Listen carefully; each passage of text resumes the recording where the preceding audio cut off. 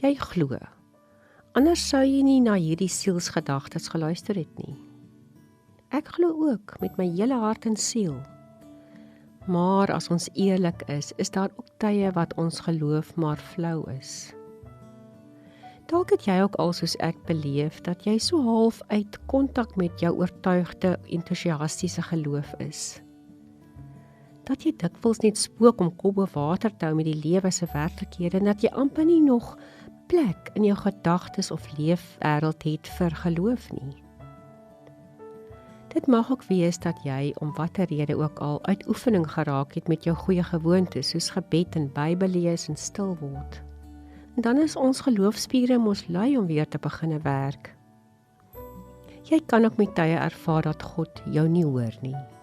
Jy het dan so mooi gevra vir iets en om gepleit en toe die teenoorgestelde gebeur. Moet 'n mens dan in God glo wat dan nie getrou is nie? Dink jy dalk? En dan is daar natuurlik die nare waarheid dat ander mense na wie jy opgekyk het, selfs ander geloofsmense jou diep teleurgestel het, geskok het of selfs baie seer gemaak het. En jy dink, as geloofsmense so lyk, moet ek dan glo? Wanneer jy bewus is van so 'n fase van twyfel, kan jy daaraan vashou dat geen mens altyd ewe sterk en oortuigend glo en passievol oor die evangelie is nie. Geloofskrag is nie altyd dieselfde pad nie.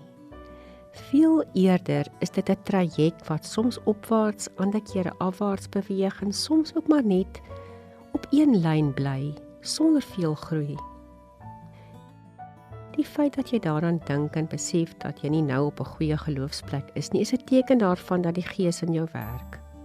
Dat God self na jou verlang, diep vir jou omgee en jou opnuut bewus wil maak van sy lewende en liefdevolle uitreik na jou. Dat hy jou wil help om weer met oortuiging te glo. My gebed is dat jy die woorde van Dawid in Psalm 138 vers 3 tot 6 sal ervaar.